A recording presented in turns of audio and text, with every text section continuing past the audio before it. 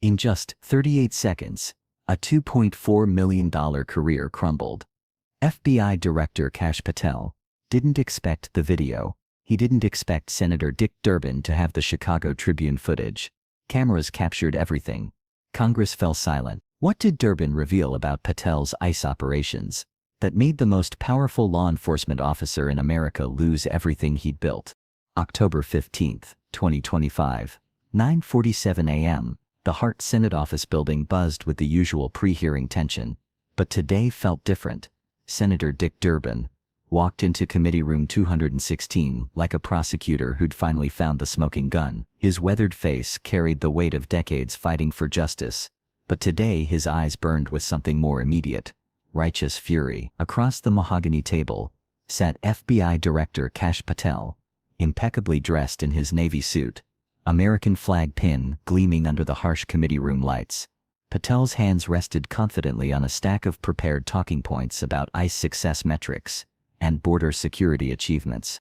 Director Patel, Durbin began, his voice cutting through the chamber's artificial calm.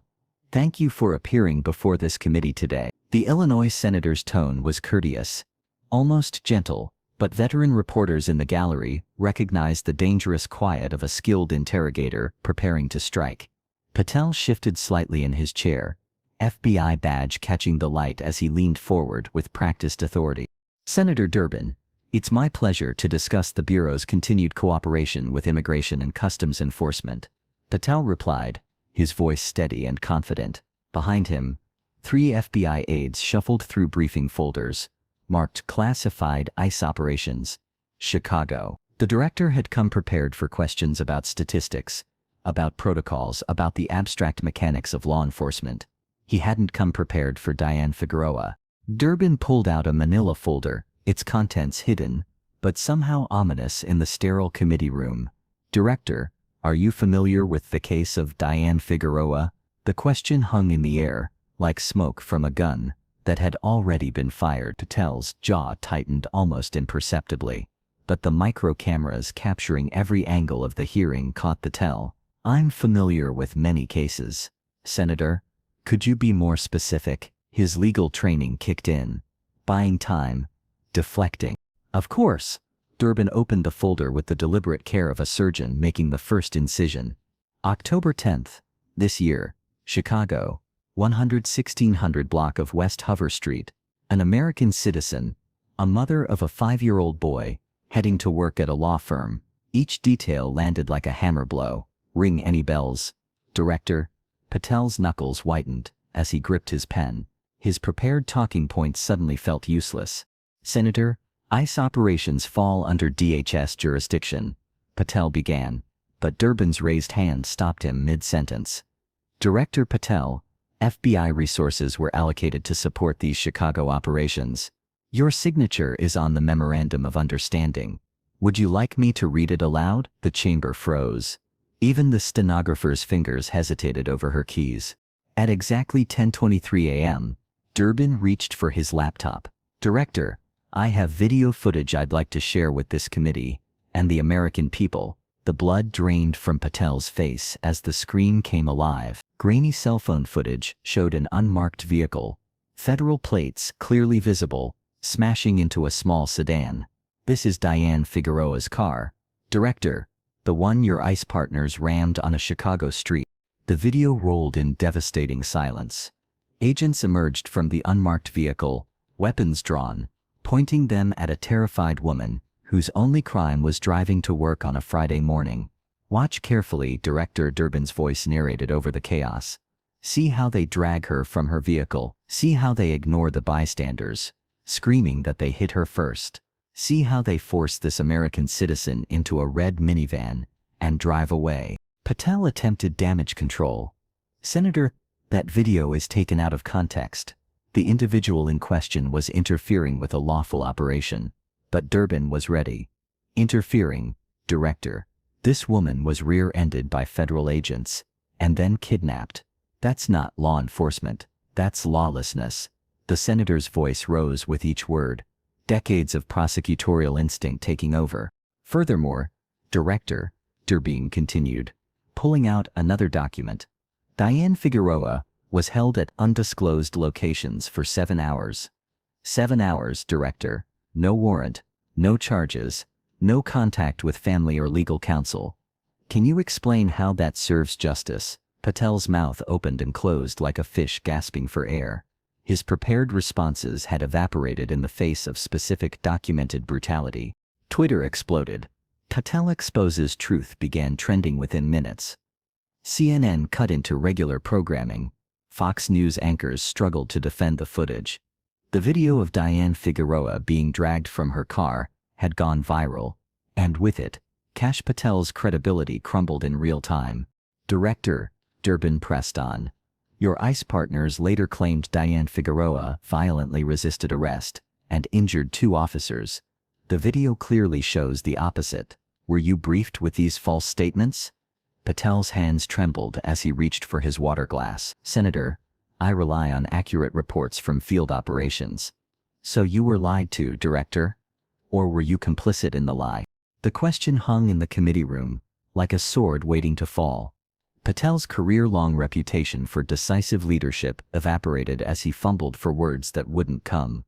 His staff behind him looked away, unable to watch their boss's public destruction. The FBI director, who had built his image on unwavering strength, now appeared weak, confused, defensive. Let me help you with some facts, Director, Durbin continued mercilessly. Diane Figueroa is a paralegal with dreams of becoming a lawyer. Her criminal record: a few traffic tickets. She's recovering from kidney surgery performed in August. In the video, we can see agents kneeling on her body, pressing her against the pavement. Does this sound like the work of your dream team, Director? Patel finally found his voice, but it cracked with desperation. Senator, these operations target criminals, terrorists, threats to national security. Diane Figueroa sells coffee and files legal documents. Director, which part of that profile screams national security threat to you? The chamber erupted in bitter laughter from the gallery. Even Republican committee members couldn't hide their discomfort. Durbin wasn't finished. Director, I've been visiting these Chicago neighborhoods every weekend since these operations began. Do you know what I find? Terror. American citizens afraid to go to the grocery store, afraid to walk to school, afraid to exist in their own communities. Is this the America your FBI is sworn to protect? The livestream viewer count hit 15 million, and climbing. Comments flooded social media faster than moderators could process them. Patel getting destroyed, read one. Finally someone holding FBI accountable, read another. The hashtag Diane Justice joined. Patel exposes truth in trending worldwide. I have a question for you, Director, Durbin said, his voice dropping to a dangerous whisper. When federal agents can ram an innocent citizen's car, drag her from the vehicle without identifying themselves, hold her incommunicado for hours, and then lie about it in official reports, what exactly separates your operations from the tactics of an authoritarian regime? Silence. 4 seconds that felt like eternity. Camera zoomed in on Patel's face, now slick with perspiration despite the committee room's refrigerated air. The FBI director, who had testified confidently before Congress dozens of times, couldn't form a coherent response to a simple question about constitutional rights. Behind the scenes, Patel's staff watched their phones explode with resignation rumors.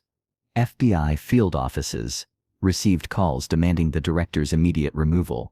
Justice Department lawyers huddled in emergency sessions, calculating legal liability and political damage control. The Bureau's reputation, built over decades, crumbled in the span of a single Senate hearing. At exactly 11:02 a.m., something unprecedented happened. Senator Lindsey Graham, typically Patel's staunchest defender, leaned into his microphone. Director, I've seen enough. This video is disturbing.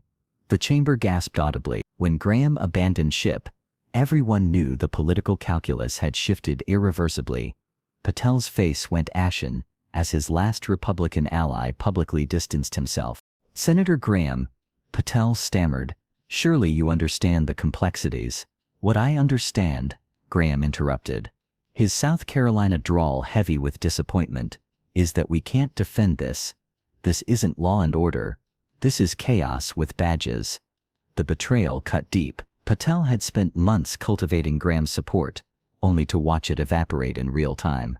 Meanwhile, in the gallery, Diane Figueroa's mother clutched a tissue, tears streaming down her weathered face. Maria Figueroa had driven from Chicago, specifically to watch Durbin present her daughter's case. She just wanted to go to work, Maria whispered to reporters afterward. My daughter is a good girl, a good mother. They treated her like an animal. Her broken English carried more moral authority than any FBI briefing.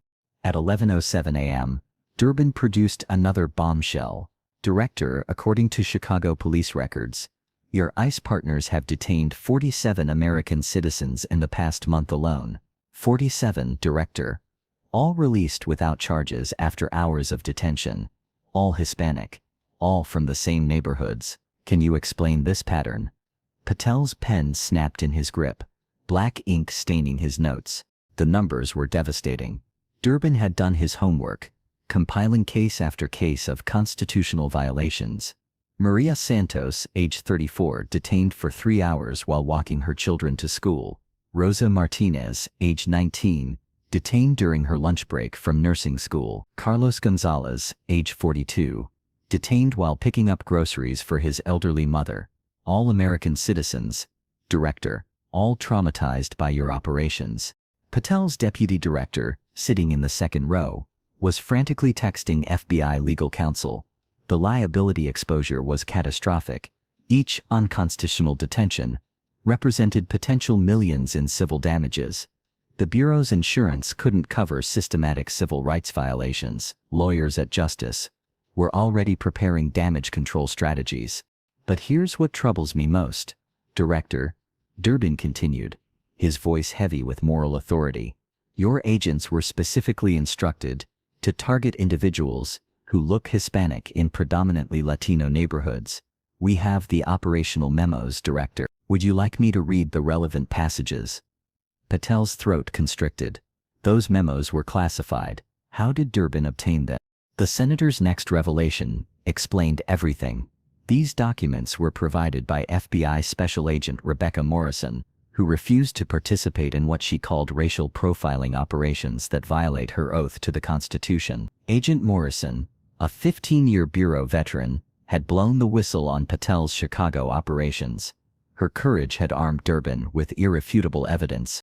By 11:15 a.m., the hearing had devolved into a public execution. Patel mumbled excuses about operational security and misunderstood directives, but his authority had evaporated completely. When he finally announced his scheduling conflict and fled the committee room, even his own staff looked embarrassed. The FBI director had been reduced to a laughingstock in less than 90 minutes. Within 20 minutes of Patel's humiliating exit, the fallout accelerated beyond anyone's predictions. Attorney General Merrick Garland's office issued an emergency statement, distancing the Justice Department from Chicago operations. The Attorney General was not briefed on these specific tactics and has ordered an immediate review, read the carefully worded press release. Translation: Patel was being thrown under the bus by his own boss. At 11:47 a.m., President Trump's press secretary faced a hostile White House briefing room. The president has full confidence in Director Patel, she began, but her voice lacked conviction. Reporters immediately pounced. Does the president support ramming American citizens' cars? Shouted CNN's Jim Acosta. Will there be accountability for constitutional violations? Demanded NBC's Kristen Welker. The press secretary deflected desperately, but everyone could sense the administration's panic. Meanwhile, back in Chicago, ICE operations ground to a halt.